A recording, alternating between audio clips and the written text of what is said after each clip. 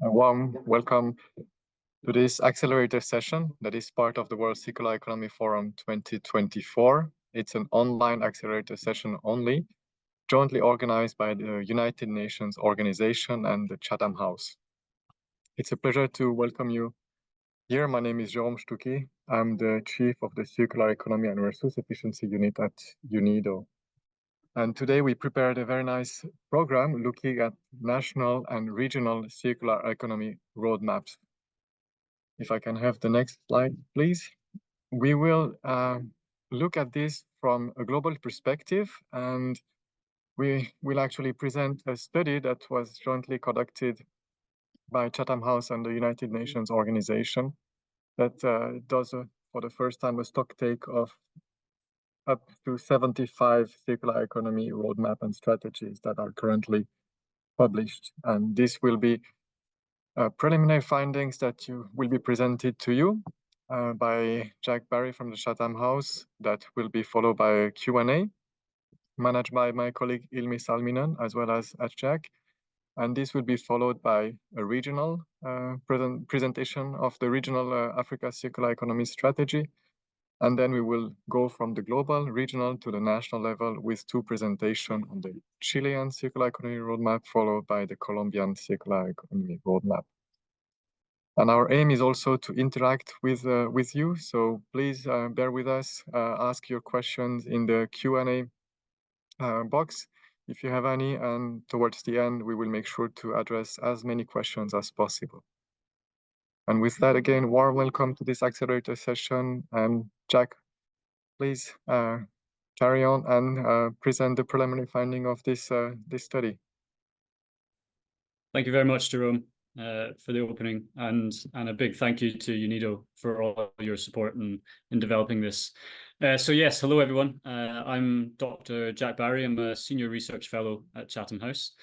And for the next 25 minutes, I'm going to walk you through some of the preliminary findings of this global stocktake that we've conducted on 75 national roadmaps. I stress these are preliminary findings because we wanted to use today's Accelerator Session to make sure that we haven't missed anything. So for all of you joining online, please feel free to reach out to us individually if you think we've missed a report or any detail within those reports. Please send them to us, and then we'll aim to publish the final report in the next week or two, and we'll share that with you all. So moving into the findings. So firstly, a bit of background to why we developed this global stocktake. So it's clear, as Jerome said, we've seen a rapid proliferation of national roadmaps and strategies around the world since pretty much since 2016. 75 published, another 14 in development.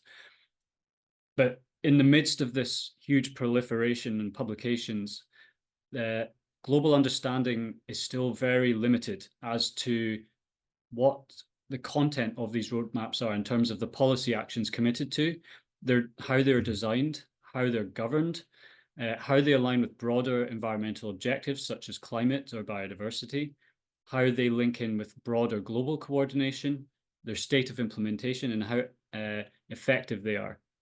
So this first step, global stocktake, tries to shed light on some of these questions, and we think provides a foundational reference to do this every year as a kind of evaluation. But as I said in the opening slide, these are preliminary results. So yeah, please reach out to us if you think we've missed something. We've also published the list of all the roadmaps on our interactive database. If you go to www.circulareconomy.earth, you can play around with this interactive tool to see all of these roadmaps and get links to all of them. We'll also be publishing the full database that we've compiled for this on this website as well, once we've completed it. So in terms of classification, in reviewing all 75 of these national roadmaps, it became clear that there's actually 3 different types. There's a call to action, which we kind of classed as those that initiate national and coordinated action on the circular economy and explicitly are being conducted as a precursor to developing formal roadmaps. Then you've got the roadmaps themselves, which outline a qualitative vision, long-term vision of how the country will achieve a circular economy transition. It has high-level focus and priority areas mapped, as well as some actions outlined. It provides sufficient detail of policy actions to produce more specific, objective and resourced actions, and it tends to be adopted within an official government program. And then as to the side of the roadmap is an operational strategy. And we see these as having a list of clear, objective, time-bound actions that have specified action owners. They tend to put in place strong governance strategies and monitoring and evaluation to check progress. Financing has been covered or to some extent deeply considered within the strategy, and they are also adopted within an official government program. So these were the kind of three categories that we use to evaluate these publications. But there's some important caveats to this. What is out of scope? So we didn't include general country reports on the circular economy. We didn't include sector-specific ones or sustainable consumption and production strategies, of which we had already mapped around 31 of those, and we've also put those on our website. We didn't include cleaner production or waste-specific strategies or green economy strategies, as well as existing policies. So, there's a big chunk that we've left out of scope. And so it's important when interpreting these results to keep in mind that many countries that may not be listed here are doing many things on the national transition. It's just embedded within a different format or different strategy. And so the next stage of this, I think, is to try and really understand the whole breadth of what these governments are doing, not just in roadmaps. In terms of the categories as well, many of these publications tended to float between two of the categories, whether they were in between a call to action and a roadmap, or in between a roadmap and an operational strategy. So, there's the categorization is not perfect, but we think it gives a general sense of what these kind of publications are. And most importantly, these classifications are not hierarchical. For example, a government could launch a national roadmap, which has taken 2 years and extensive consultation to put in place the key foundations for systemic transformation and long-term transformation. Whereas a similar operational strategy could just be very narrowly focused on particular parts of key value chains with incremental or small-scale objective actions, which may not necessarily lead to long-term transformation. So you can't compare them. You can't think one is better than the other. They're just different approaches. And as I said before, there's a possibility that we may have missed something. It may not be made public, or for whatever reason, it wasn't picked up in our search. So please let us know if you think we have. Going into the details now, this is the breakdown of the categories that we found. So 27 calls to action, 30 roadmaps, and 18 operational strategies. We've also included national circular economy gap reports produced by Circular Economy as calls to action. Many of them are conducted in partnership with governments and lay the key foundations for roadmaps or operational strategies. And also just to note that Nigeria's was completed very recently. It's not been made public, but we have included it in this, although we haven't been able yet to fully assess the content of that roadmap. If we look at it more in a graphical format, you can see that pretty much from 2016 onwards, the vast majority of roadmaps, calls to action, and operational strategies have been launched. But what's interesting is Japan actually was well ahead of the curve. In 1999, they launched their circular economy vision, and then 4 subsequent national kind of strategies around the circular economy, or what was termed material cycle at that time. And so it'd be a really interesting case study to look at from 1999 to now, how Japan has evolved and developed from these first few visions to now. If we look at it on a map, this was 2016, so pretty sparse amount of roadmaps published. If we jump to 2024, it's a completely different picture, spread across most regions of the world and in many different shapes and forms.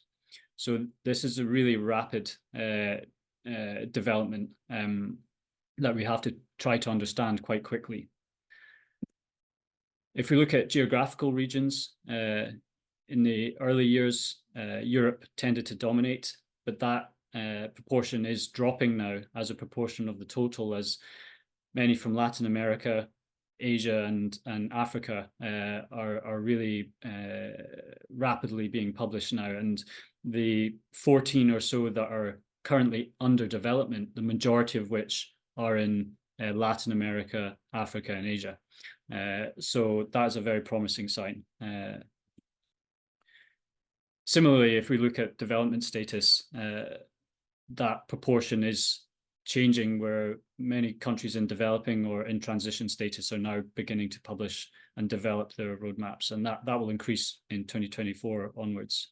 You can see in 2022 and 2023 there's been a bit of a dip. We're not sure why that is. Perhaps it's COVID, but the many that are now in publication, that's likely to spring back up again. If we go on to thinking about how these are prepared and governed, who's responsible for actually leading these roadmaps? First, if we look at the responsible actors who are actually responsible for designing them, developing them, and then implementing them, you can see that just over 3/4 are government ministries. But perhaps more interestingly and increasingly, we have 10% of roadmaps and strategies that are led by interministerial commissions, so across multiple ministries, as well as independent agencies, tending to be environmental agencies, as well as NGOs. And NGOs tend to sit more with calls to action publications. In terms of proportions by public or donor funding, again, it's around 3/4 receive direct funding from governments, and 1/4 from donor funding. And the 1/4 from donor funding tends to be in emerging economies, coming from the likes of the OECD, European Union, GIZ, UNDP, and various others. If we look at the breakdown in terms of what are the most common ministries to lead on these roadmaps or strategies, by far and away is the Environment Ministry, a kind of standout ministry where it tends to sit. But as I said, over the past couple of years, that's increasingly changing and broadening to 2 or 3 additional ministries. So you can see here ministries for energy, industry, agriculture, education cropping up. But perhaps what's slightly concerning to us is that the ministries for economy and finance are less visible and less prominent in the design and responsibility for running these.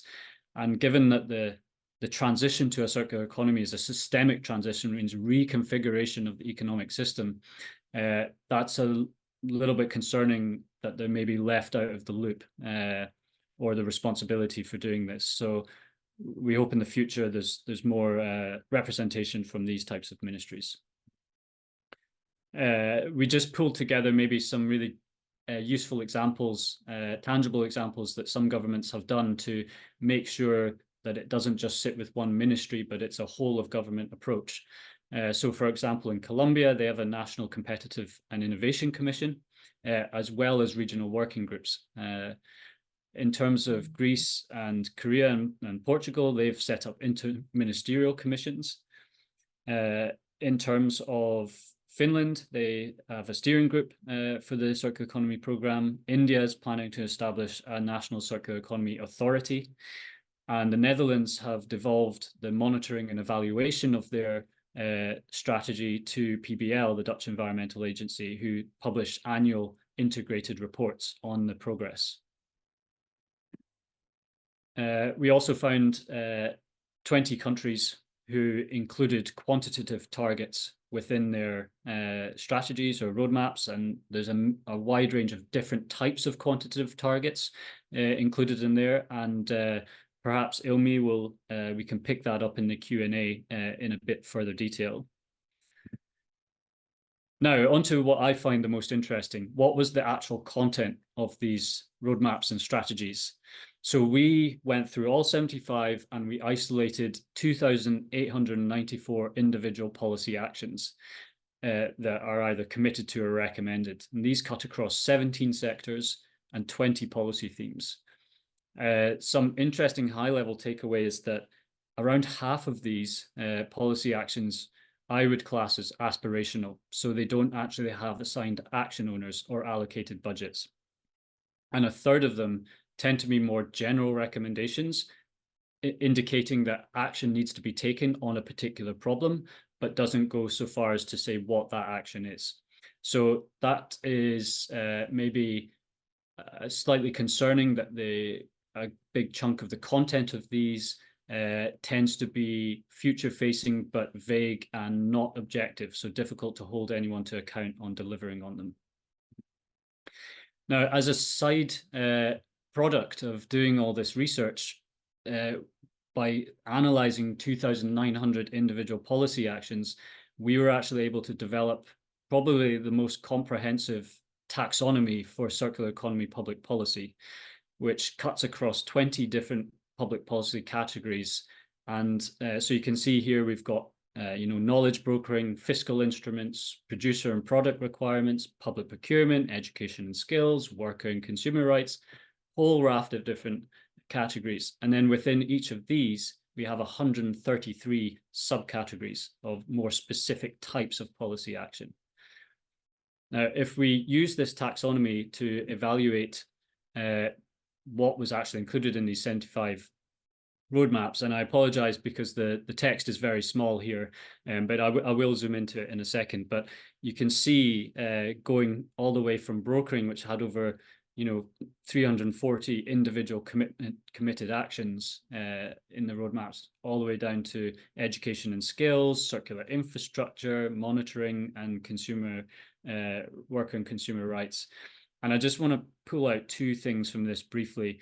First is worker and consumer rights is massively underrepresented in these roadmaps and strategies. There are exceptions to that, of course, but as a whole, there is a real oversight on the importance of supporting workers and consumers, both in the just transition element, but also for those working in informal sector settings and their value to the transition. The second is overlooking the need for global collaboration and working with international partners to actually deliver on domestic policy goals. So I really hope in the future these two topics gain in prominence going forward. If we look at the top 11 categories, just to pull out some examples of the kind of subcategories in here. So for knowledge brokering, that's very much around pilots and experiments, building communities of practice, knowledge sharing. If we look at fiscal instruments, there's various taxes and duties, public financing and investment funds. And I think it's maybe a surprise to many of you to see fiscal instruments being the second highest category of policy action. It was surprising for me. I thought it might be lower, but great to see that that's getting such recognition. There's also producer requirements, so extended producer responsibility, cleaner production requirements, reporting and disclosure, product requirements, bans, restrictions, labeling, transparency and traceability guidelines, eco-design requirements, whole raft of different policy measures. If we look at regional variations, on a whole, they were generally similar in the topics they covered, but there were some regional variations. So, for example, in Latin America and the Caribbean, there's a much higher focus on policy actions related to worker and consumer rights, particularly in the informal sector. Whereas in Asia Pacific, Oceania, there's more focus on trade policy international governance and building up of circular infrastructure. Whereas in Europe, it was kind of a mix, but there was quite a focus on the actual actions to govern the roadmaps, designing novel types of policy, as well as monitoring and evaluation and advanced fiscal instruments. If we go on to the next slide, I'm not going to go into this in detail, but just to say in the report, we published a very extensive annex, which breaks down for every single policy theme category, the various really interesting examples that we've pulled out that countries are doing. So for example, for brokering knowledge, you've got everything from regulatory sandbox, demonstration hubs, national registry of repairers, large-scale reuse hubs, materials data hubs, and centers for excellence for the circular economy. So wide range of different things that governments are developing and testing to improve knowledge exchange. So I urge you to delve into the appendix of the report once we publish it. It's got a lot of really interesting examples in there. If we look by sector, I think it's relatively intuitive. Construction and built environment, quite rightly, in terms of material flow and impact, is up there at the top. Plastic also takes prominence, particularly given the I&C negotiations. That's a really focus sector. But I think aside from textiles, what's interesting for me is energy and mining. We're really up there as well as interesting topics. I think textiles, although it's low at the moment, I think we'll see over the next couple of years that will evolve and grow and move up the chain as the impact of the global textile sector increasingly becomes recognized. So it's starting to close on this, and I'm sorry it's been a bit of a whirlwind. I'm not able to go into too much detail on this, but I really hope the report spells out all this detail for you. But the key takeaways for multilateral policymakers and actors, the first thing I would like to stress is there's across these roadmaps and strategies, although there are definitely some excellent exceptions to this, but generally there's a lack of commitment and recognition for the need for global collaboration. No country can achieve a circular economy transition in isolation. It's essential to work with key trading partners to restructure global value chains in an equitable and fair way. And in principle, many domestic pieces of circular economy legislation and policy just cannot succeed without collaboration with the parts of the value chain that sit out with the domestic territory. So that's really important message. Yet, despite this need for global collaboration, there's not yet a global kind of formal home for the circular economy at the multilateral level to encourage that collaboration and coordination. And that really, I think, hinders progress when you compare it to the likes of biodiversity and climate.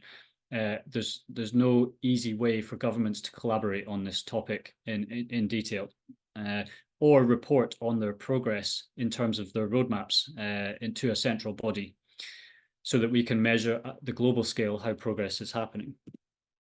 But there's some very promising signs in terms of the development of regional roadmaps and strategies and communities of practice, which I think will really help galvanize regional coordination going forward. And I've listed some examples here. There's a whole range. The list is actually bigger than this, but I couldn't fit it in the slide. But I really think beyond these, there needs to be much more attempts to try and build relationships across the world, obviously recognizing the need for countries to pursue their own path and trajectory towards their own circular economy. But there's some areas that need global collaboration around trade, around finance, around standards and classifications, and around technology transfer. And then finally, the key takeaways for national policymakers, there's been a real lack of focus on the just transition, and that needs to be built deeply into these roadmaps. We need to learn lessons from the challenges that the climate transition has faced in the opposition and resistance because many swathes of the population, particularly those most marginalized and those most affected by the transition, are left out of the decision-making process. So we can learn a lot from the climate transition and hopefully avoid those challenges in the circular transition. Governments really need to take a long-term committed approach to these roadmaps, try to move out with the short-term political cycles, and that could be through devolving to ministerial commissions or devolving monitoring and evaluation to an independent agency like an environmental agency. Looking at financing and quantitative targets, both face the same risks. In financing, very few that we could see had actually secured sufficient funding to deliver on all their commitments within these objectives. As with the quantitative targets,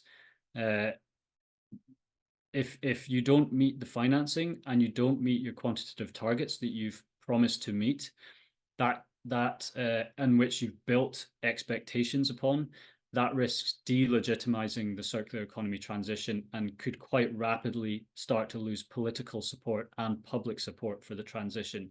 So it's imperative that the commitments that are made are met and that the resourcing to meet those commitments are secured. And then finally, what's clear is that no single policy or piece of legislation is gonna, there's no silver bullet in terms of policy. Governments need to adopt a whole suite of a package of policies that cut across the whole length of value chains and are broader enabling policies that cut across value chains. And this database that we've built and this taxonomy, I think, is a great first step for governments to really interrogate what others are doing and pick and choose what might work for them. My final slide is just maybe a pitch to the community that we want to take all of this really rich data that we've compiled alongside all the other data that we've compiled on hundreds of circular economy policies around the world across 100 countries that we've mapped.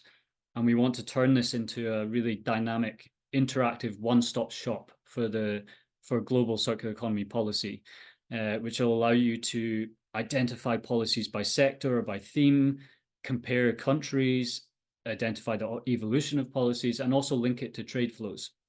And I think there's a lot we could do here to help the global community understand the complexity in a simple way.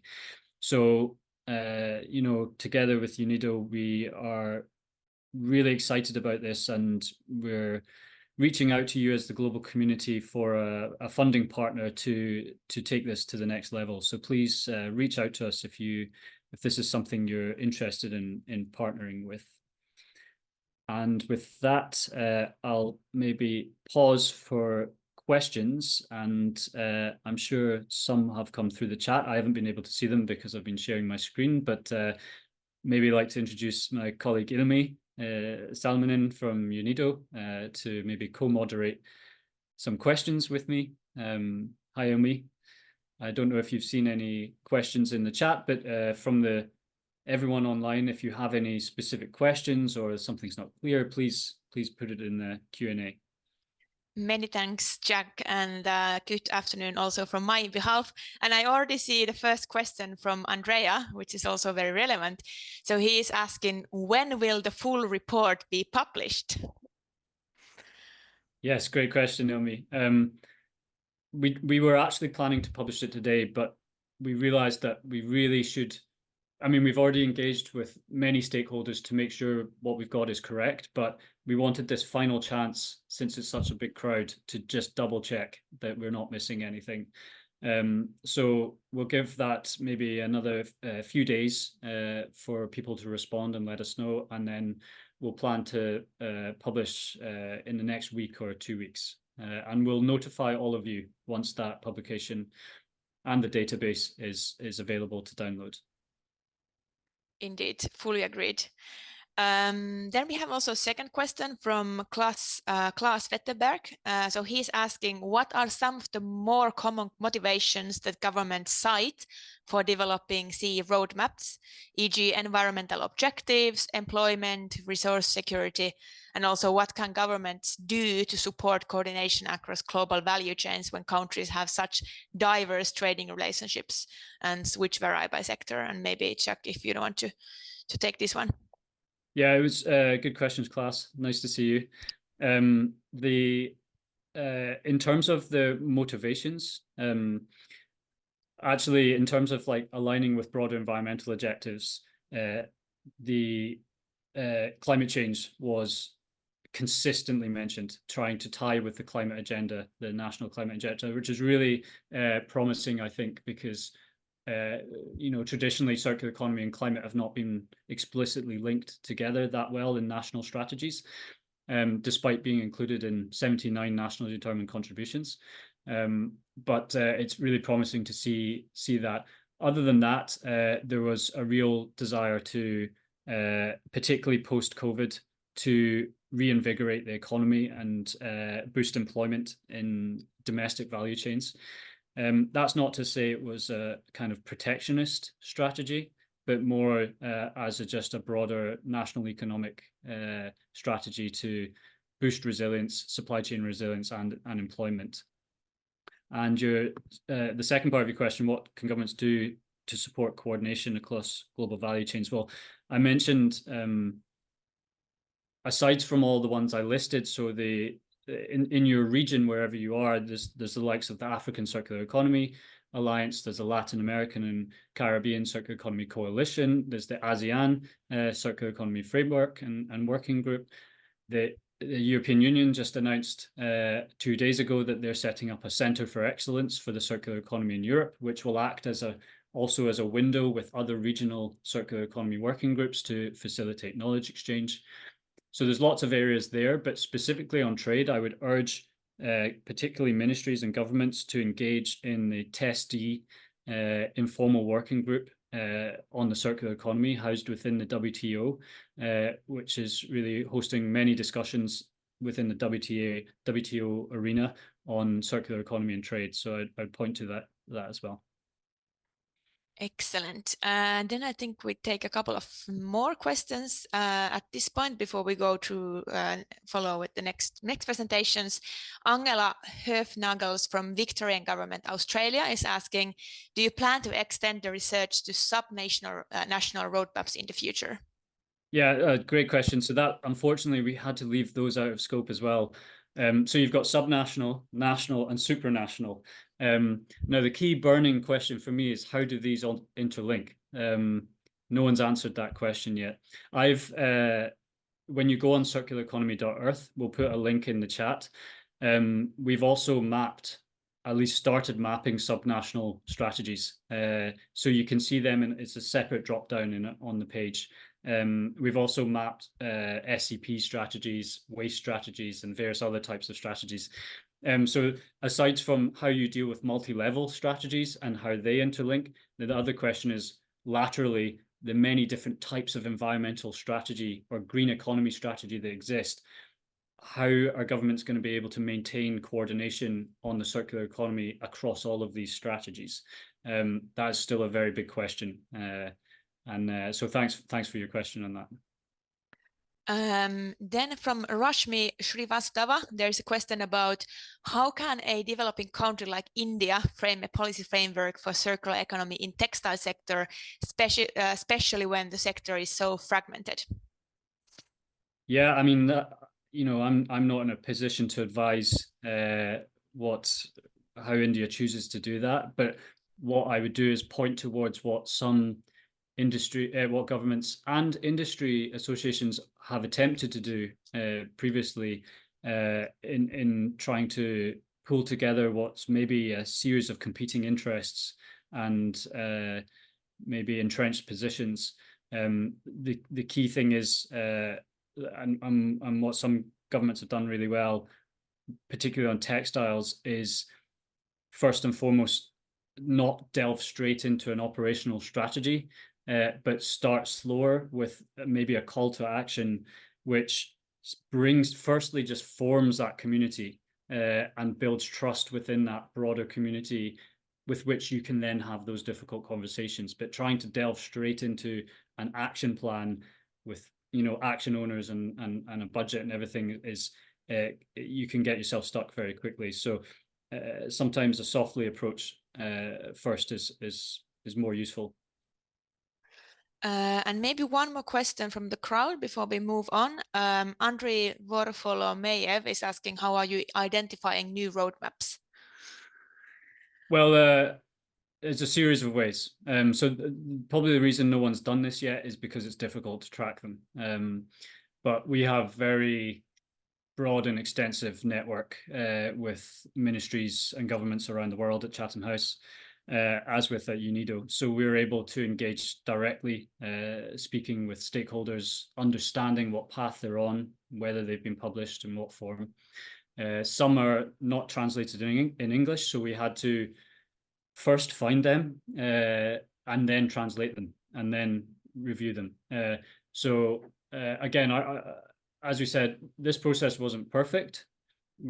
I think we're open to that, and we're saying maybe we've missed something, but at least we've compiled a very good start, I would say. And going forward, we'll endeavour to keep that website updated. As ministries update us, we can then update the website, and it will hopefully be the most up-to-date resource you can get on the publication of these.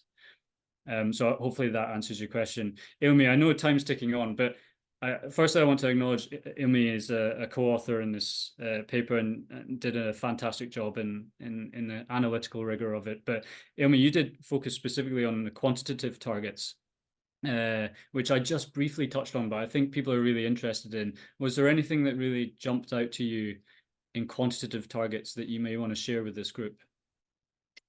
Yes, thanks, Jack, and thanks also for the cooperation. From my side, maybe 3 points that I'd like to highlight. The first one is the number of countries actually setting quantitative targets. That's something that you were also mentioning, but we have only 15 countries, which is less than half of the countries that we were looking at, which actually were setting these quantitative targets. And I think that's interesting. That also means that the sample size is rather limited, hence the conclusion should be also treated with only as an indicative. But I think that's something. Then point number 2, I think what is also interesting that none of these targets that we were looking at were actually statutory. So it was more common for these countries to set these and present them in general and quite non-specific form, which means that it's harder for us to actually follow up on them, or also for the civil society to keep these countries accountable, which is I also think is interesting. And maybe my point number 3 is on the types of quantitative targets. So when we were looking at the full volume of quantitative targets that these countries are setting, there are 3 groups that are somehow standing out. And that's waste and recycling, and then resource productivity. So 60% of all these countries that had these quantitative targets were also setting, were having these 2 groups in their targets. And when we look at the total volume of all the quantitative targets, which is 111, large majority, actually 50%, were setting targets, were actually waste and recycling targets. So basically targets that were wanted to increase recycling as well as reduce or eliminate waste across sectors and end users, such as municipalities, households, and commercial actors.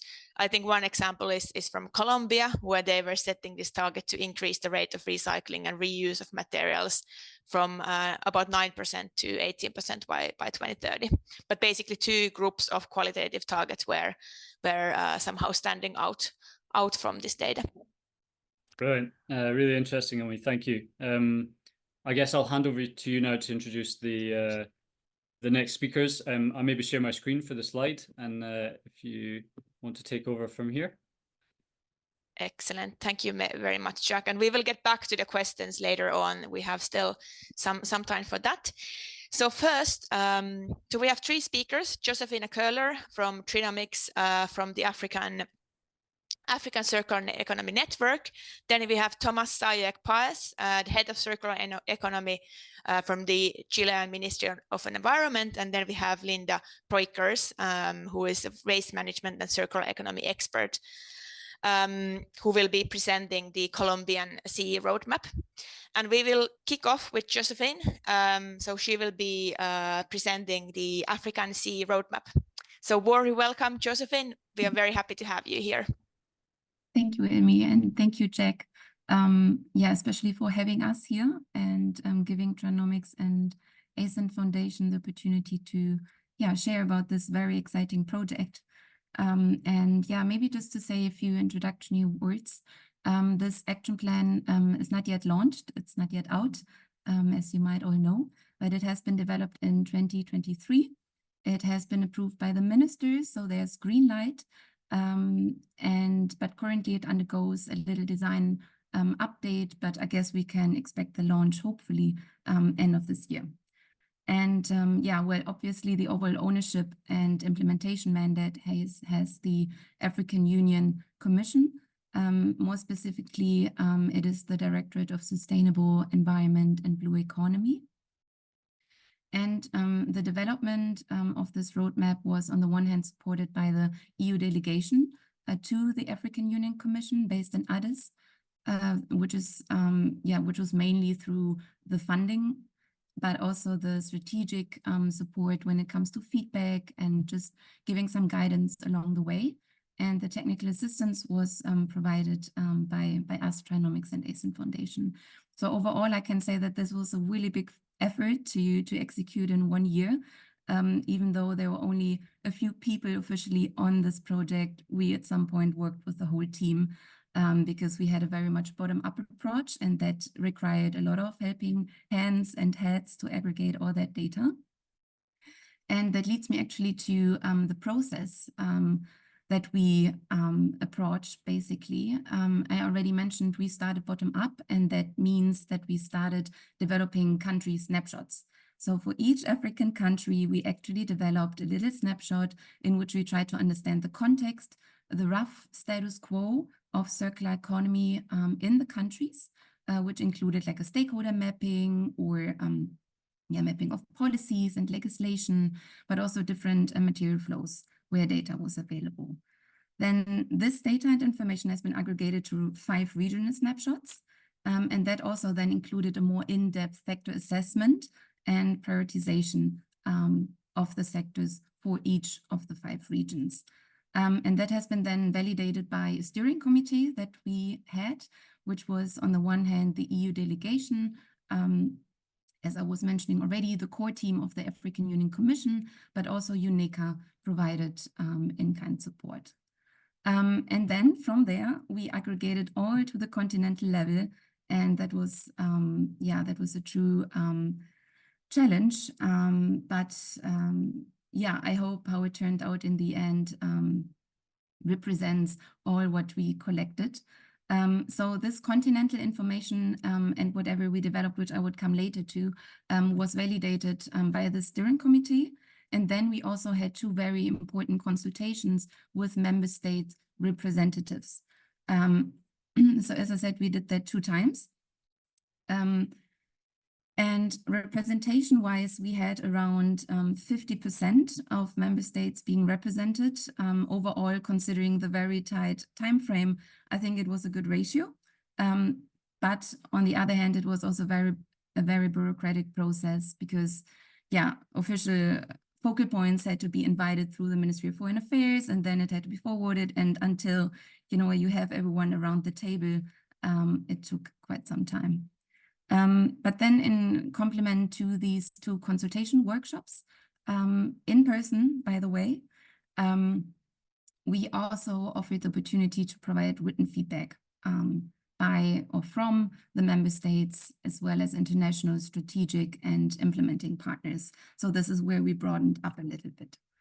And then when it comes to the implementation, which is certainly most interesting, and when we ask the question, okay, how will it be assisted and specifically monitored and evaluated, I can say that we always really try to develop as many supportive elements and tools as possible to be part of that roadmap, to really smoothen that transition into the implementation, because we want to see action, we want to see things happen. So usually our implementation chapters, they do include governance and institutional arrangements, which is a really key element, but I also come to that later again. Then a monitoring and evaluation framework in which we included micro and macro indicators. So for the micro framework, it was we only applied a couple of and suggested a couple of indicators for each goal. And then the macro indicator framework, we chose around 22 indicators in 4 different categories, like a social category, economic, an environmental, and a governmental category, and that we linked with already existing indicators, so that, you know, this monitoring element will be facilitated by already existing data and methodologies, how to arrive at a certain indicator result, let's say. But then these implementation chapters also include very specific implementation steps to just really make sure everyone knows what to do, roughly at least. It's just a guidance, it's not prescriptive. And then finally, a resource mobilization strategy that shall assist in mobilizing all the funding required to implement the different actions and goals. And then we usually also put into the annex an implementation metrics. So by goal and by action, who is responsible for what, and ideally when should that be achieved and implemented, and so on. For the African Union Commission Action Plan, we proposed all that, but it is not clear yet how it will exactly unfold in practice. But we'll see after it has been launched, I guess. But maybe I want to go into detail a bit more when it comes to the governance element.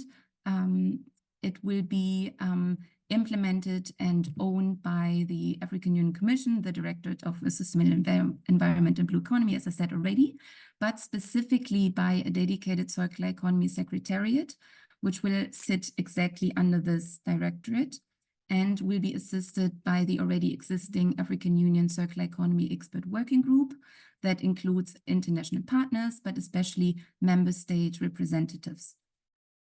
And that will be supported, informed by the regional economic communities, the RECs, but as well as also the member states themselves. And for the secretariat specifically, it will be very important to provide the guidance for the implementation, to oversee the coordination and progress marking, but also tap ideally into compliance and enforcement. And then this whole implementation should also be driven by different engagements on different levels. On the one hand, we have the continental level, where we proposed in the action plan a biannual implementation forum, where the RECs and the member states can come together and see, okay, where do we stand on the progress marking? What challenges did we face? And really that dialogue on a biannual basis. And then which could also be really nice to do is an annual open forum to invite development partners and enhance knowledge exchange.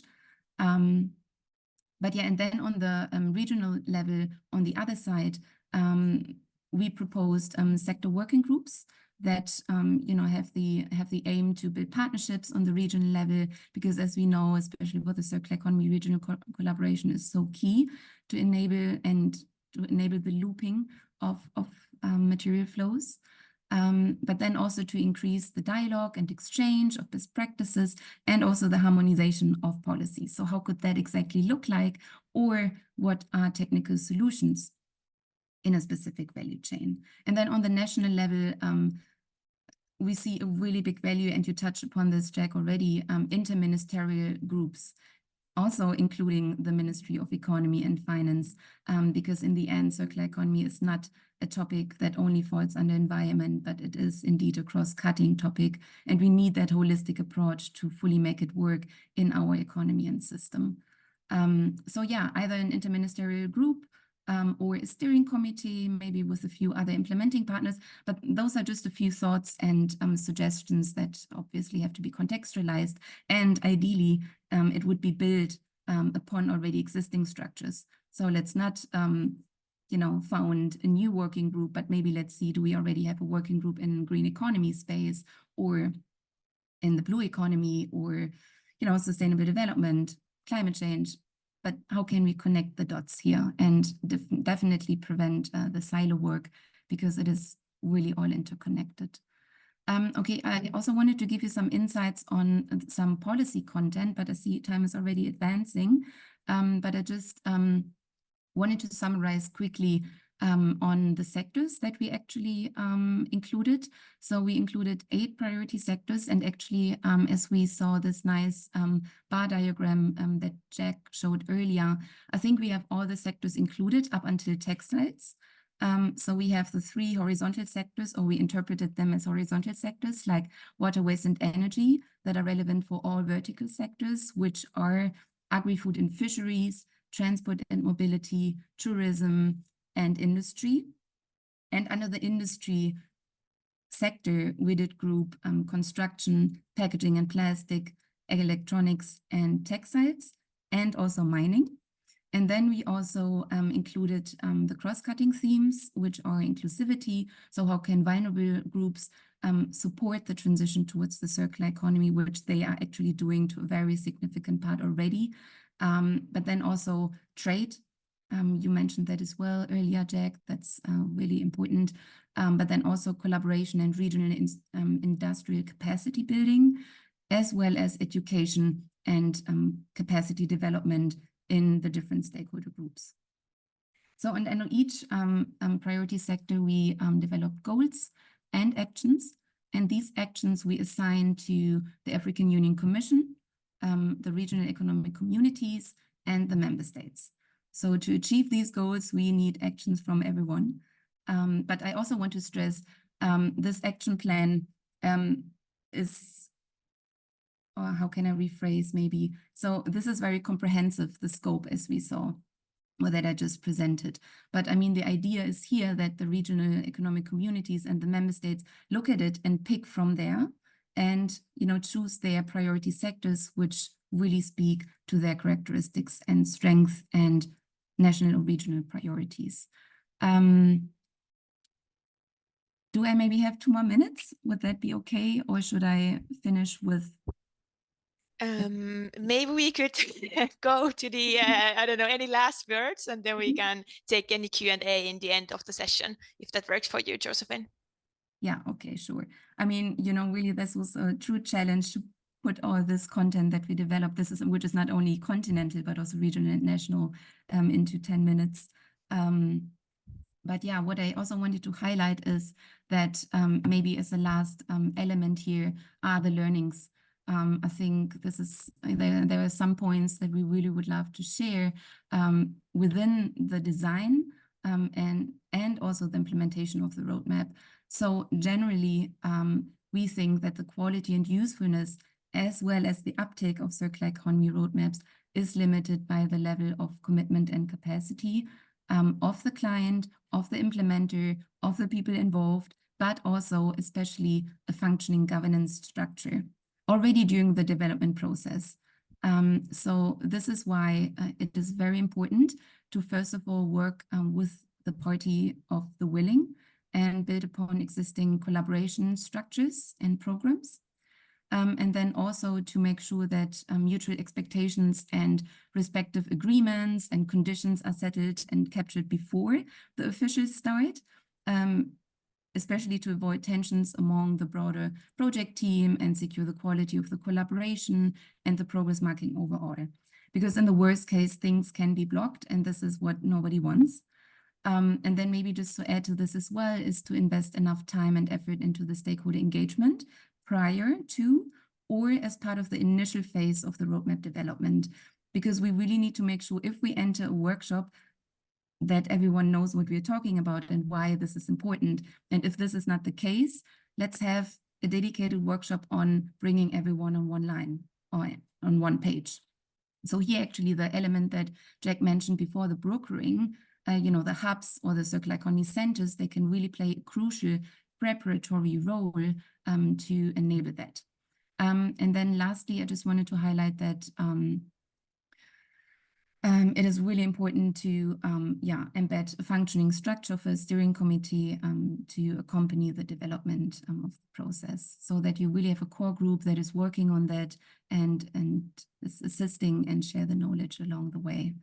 And maybe a last challenge, because we really faced that on the continent level. And if there are other continents who want to establish that, there was a really big administrative burden for our team, or effort, let's say, when it comes to the workshop preparations. Because I told you earlier already, we needed to reach out to every ministry in every country, and then we need to make sure that everyone is coming to one country, and that was also then connected to some, travel itineraries, but also the compensation of costs. So they definitely also have staff and time available if you do these consultations that are really key and should never be compromised.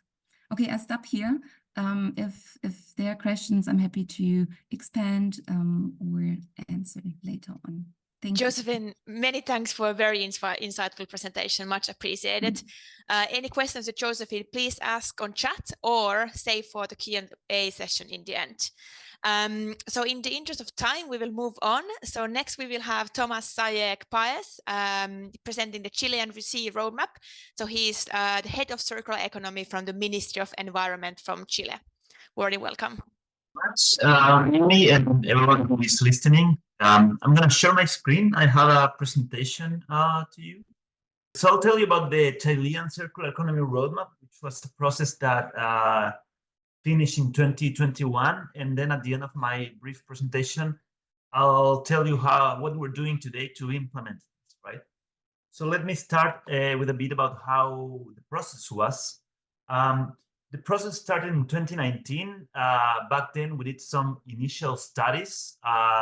We wanted to map different actors, map different initiatives which were already taking place in Chile to get a sense of where we were starting at. And then we did some regional workshops. This was all pre-pandemic. So we went to 4 regions in Chile to get their input on priorities, opportunities, and other matters. Then in 2020, we launched a strategic committee, and on the next slide, I'll tell you what the composition was. But it was composed of the most relevant public sector actors, private sector actors, NGOs, and academia. And this was really the core group of the roadmap development process.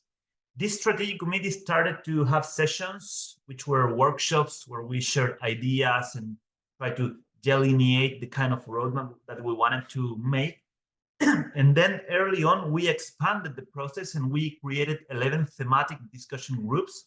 So the strategic committee defined 11 priority topics, and then we set up an expanded group to discuss each of these topics and to come up with proposals for initiatives for the roadmap on each of these topics, right? At this point, the conversation was very broad because each of these 11 thematic groups was composed of something like 15 people. So all in all, we had about 150 people discussing ideas and proposing ideas for the roadmap. Then we developed a first version of the roadmap, which was put on online for a public consultation. And this broadened the participation even further because on this public consultation, anyone can really make comments on the proposal. And then finally, we took all these comments and input, and with all of that, we generated the final roadmap proposal, which was then published and which you can find on our website. The process was started by an executive committee, which was composed of 4 government actors, which you see on the left: the Ministry of Environment, Ministry of Economy, CORFA, which stands for Corporación de Fomento de la Producción, which is the main economic development agency in Chile, and then Agencia de Sostenibilidad Cambio Climático, which is a kind of subgroup of CORFA, which also does economic development promotion, right? And then we had 2 supporting members of this group, which were 2 hired consultants. One of them, which was helping with the participatory process design, and another one, which was more about content, right? Then I already mentioned the strategic committee that this initial group convened, and here you see the actors: public sector, municipalities, civil society, academia, private sector, and experts were all represented on this. And then we also had, we were very lucky to be able to convene a superb international advisory committee. You see here the members, and here you find all the main NGOs working on circular economy, the European Union, and in general, lots of actors which had a lot of experience with these topics and which gave us input in different forms, right? So the initial roadmap proposal that we put to public consultation, we actually translated it to English and sent it to all of these actors. And then we received their written feedback, and also we convened meetings and so they could tell us what they thought about the initial proposal. So it was very rich in input from this group as well. The process. We defined the circular economy first of all in terms of an opposition with the linear economy, because we found that this is very easy to understand for people. We also adopted the 3 principles of the circular economy that the Ellen MacArthur Foundation proposes, which made a lot of sense to us, and we felt they were also principles which sort of made it quite clear what the difference of a circular economy is with just recycling, right? Especially the first principle, to design out waste and pollution, and to think the problem not just at the end of it, at the end of the pipe, when you have a residue and all you can do maybe is to think of recycling, but to think upstream, right? So we really wanted to push forward that principle. Then keep materials and products in use, which is more about recycling and keeping value in the economy if you already generated it. And then the third principle also made a lot of sense to us, because in Chile, the biological part of the economy, agriculture, forestry, and others are very relevant, are a very big part of our economy. So we wanted to really make it clear that we were not just talking about metals and plastics and all the non-renewables, but also about renewables and the biological part of the economy. And we really like the concept of regenerating, which we think goes beyond just conserving nature, but actually actively having an economy that can even improve the natural environment. The vision in short form, because we also have a longer form vision, if you see the document, you'll see it, is a country where nothing gets wasted and everything is transformed for the care of life. And we established 7 long-term goals, which you can see here, right? With 2 time horizons, 2030 and 2040. So we wanted a roadmap which would generate green jobs, which diminish the generation of municipal solid waste per capita, and also the total generation of waste per unit of GDP. We wanted a roadmap and a circular economy that increases material productivity, an indicator in which Chile is very low compared to other countries. We wanted also to increase recycling rates, both the general recycling rate and the recycling rate of municipal solid waste. And we also had a goal about recovering sites affected by illegal dumping. It's an issue in Chile, and which got worse in the pandemic for different reasons. Our roadmap has 4 main pillars, and from each of the pillars hang several initiatives, and each initiative can have several actions within it. So we have a sort of pyramidal structure with each level going into more details about what we wanted to do.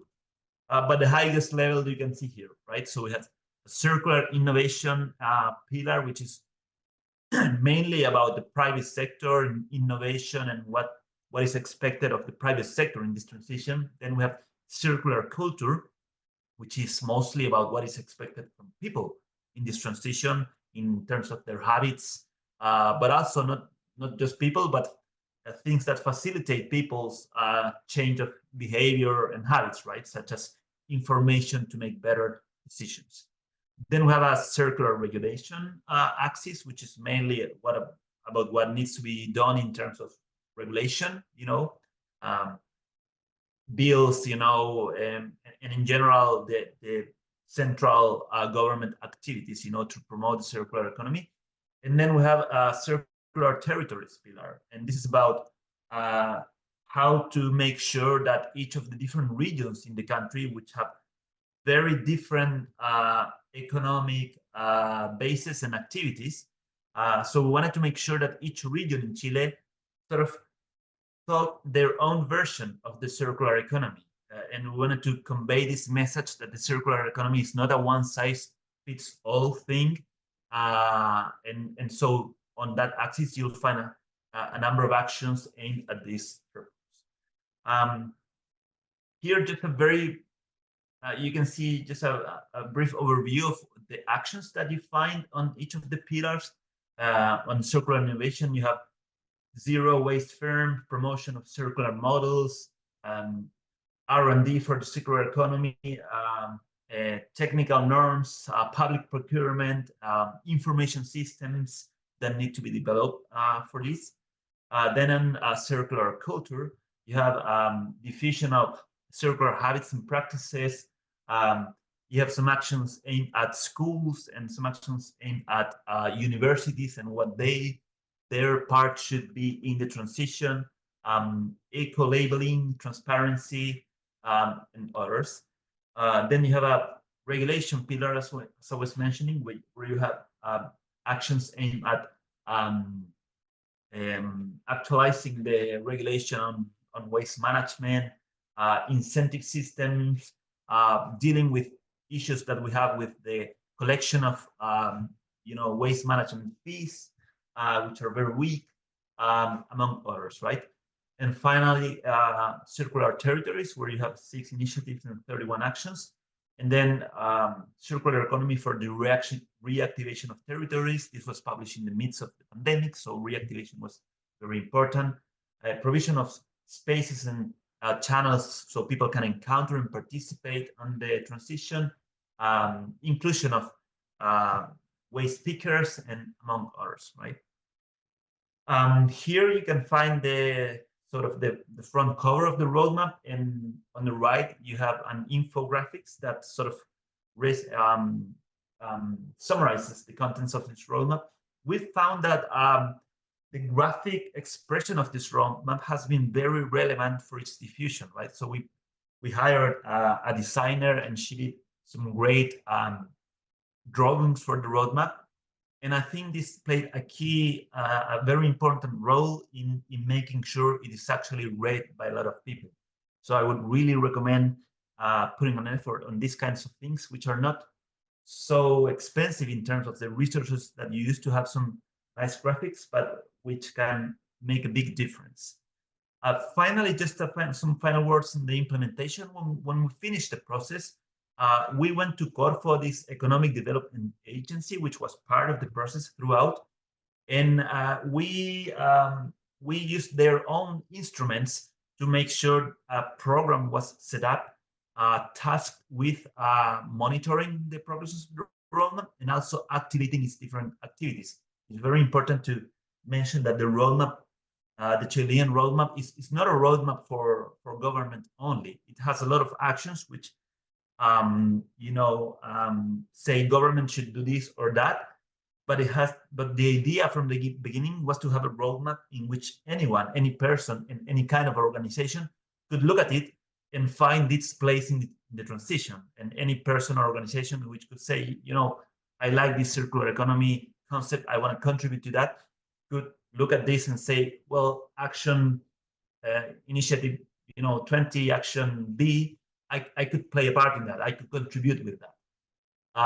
So that's why it's very important to have someone who monitors what is happening and also activating different actors so things get done, right?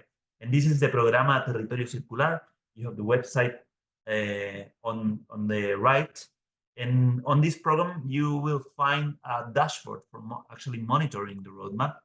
And in this dashboard, we have expressed all the 4 pillars and each of the initiatives and actions, and in fact, a count of what's being done and what's not being done, right?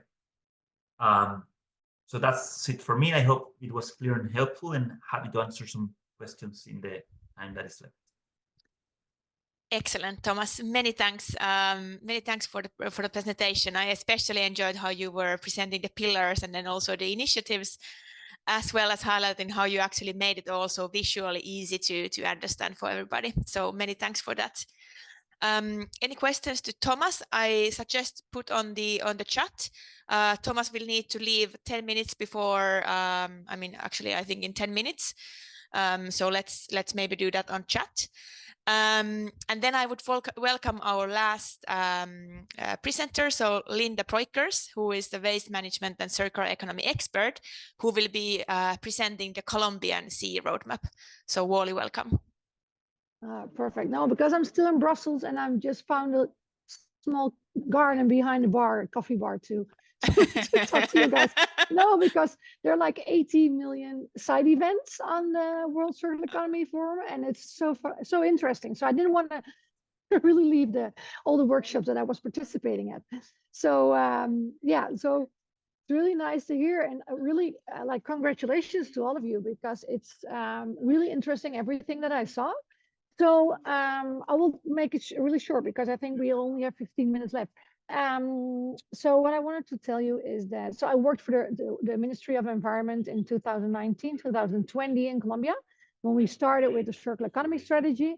And I was just thinking about everything that Jack said and that was explained by Josephine and by Thomas, that as we started, we did it with the Ministry of Commerce, but I think that's what one of the mistakes that we committed from the Ministry of Environment, that we took it as something that would be part of the Ministry of Environment. And I think we shared too little. We did it because I think that's one of the, as you see, like Colombia, we started in 2019, 2020, but at this moment, there's not really commitment to go ahead with the strategy. You just told me 2 days ago that it will become part of, and I think you will see my next slide, that it will become part of the National Sustainable Production and Consumption legislation.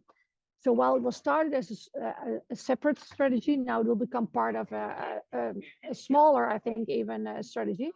So I think this is like when, and I think we learned a lot about this as well during the last couple of days, that when there's a change of governments, for example, change of presidents, change of ministers, as well the strategies, we really have to start over again. I think this is something that we really have to see how we can make sure that this does happen. And I think one of the things I really liked about the Chilean part is the dashboard, no? That we could, I think that's a way of making sure that the next government has to continue with a strategy. So I wanted to say that in Colombia, we had five pillars, 5 mechanisms that we worked on as a basic. So there was the adjustments or making new policies. So working to see how we could make this transition from a linear to a circular economy. We had a lot of discussions about knowledge and research. So really work together with the universities and all the research centers we have in the country. Worked on cooperation. I will tell a little bit more about that in the next slides. Then we had a management of financial instruments. So we were really looking on how we could make sure that all the different lines that we had in place have sufficient instruments to finance this process from a linear economy towards a circular strategy.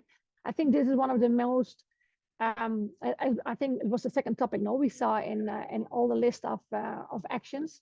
And I think this is one of the most important as well. This is why you really have to make sure that you include not only the Ministry of Environment, but include the Ministry of Finance, or in our case, it was the Ministry of Commerce. Because if not, it's really difficult to make this transition. And as well, it's the same for incentives, to be honest. So these were like the 5 mechanism pillars under the circular economy.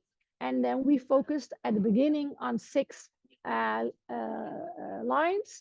4 are on materials, so that's industrial materials and products, packaging materials, of course, which includes plastics. We had 1 on biomass, everything that's organic, and the entire value chain. And we had 1 of building materials. And then we had 2 different separate lines on water and energy. So in this way, we included, and not only because I think one of the mistakes we make in the world, that we start talking now about circular economy, well, we want to say recycling. So I'm really happy that we as well included water and energy, because I think that's one of the biggest topics that we see, that nowadays the concept of circular economy became the new word for recycling. And as you already showed in one of the slides on the overall overview of the roadmaps and strategies, is that Colombia really worked on making sure that it became part of the entire top-down, bottom-up national system. So we installed the national commissions on circular economy. So we did this on a national basis. So and this was part of the Ministry of Commerce. So I think that was really interesting. We had the Circular Economy Committee, of which were part all the ministries that are part of the Ministry of Environment, the Ministry of Commerce, the Ministry of Housing, the Ministry of Agriculture, the National Planning Department, and as well also public services organizations and environmental organizations. And besides, at the same time, we had the local organizations, like the regional organizations. And this is what we did. So we made the plan in 2018, 2019, and then in 2020, we started implementing these regional committees per department.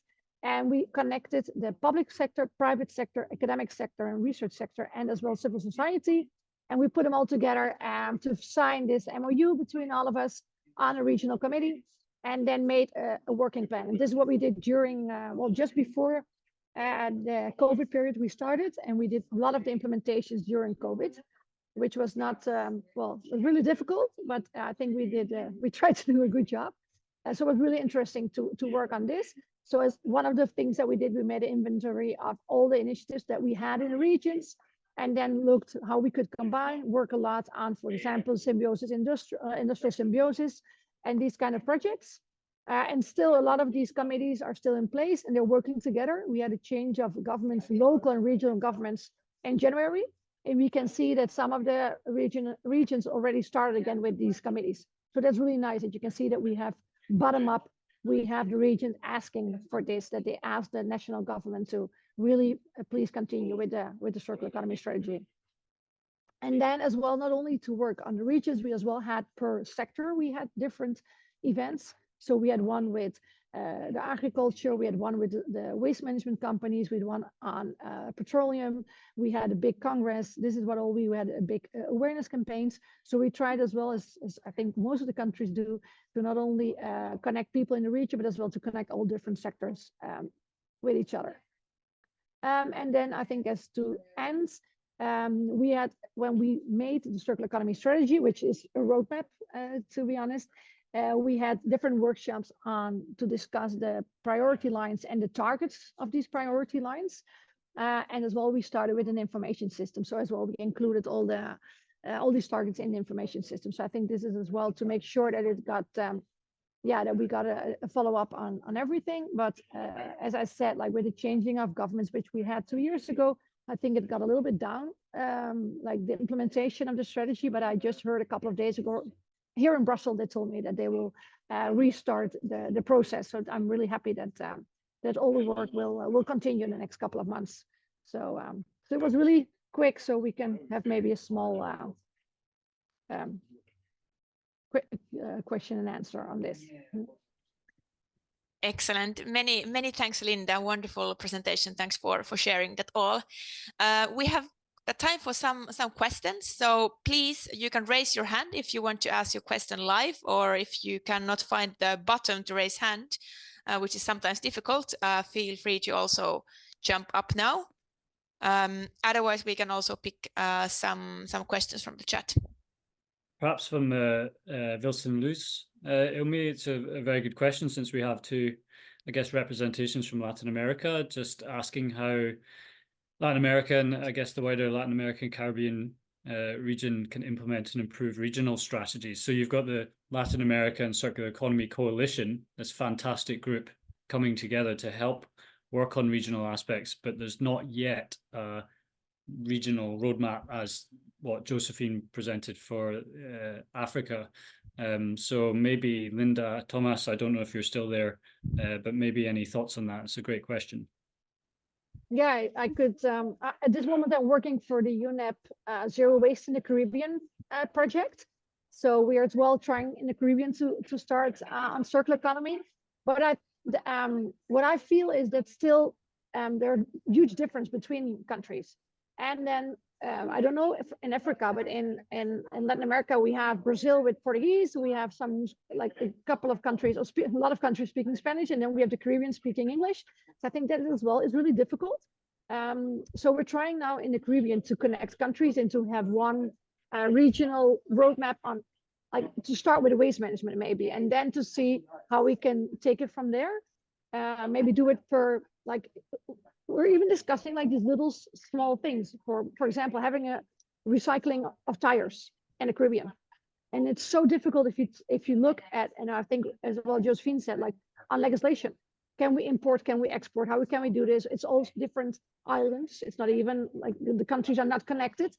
So yeah, I think it's I really hope that we can connect more countries in the coalition, but I think that it's even we're just starting maybe in the region, so maybe it should be step by step. We know that the World Circular Economy Forum will be in Brazil next year, so maybe that can be a good start. And I wanted to say one thing, and that I think that should be really, if we talk about this, and maybe Africa as well, is the informal sector. It's so important for us that while we see that all environmental ministries, Ministry of Environment, start with circular economy, I think for our region, having, I don't know, the Ministry of Work, the Ministry of Housing, for example, in Colombia, they work on circular economy, they work on like the informal sector, on waste pickers.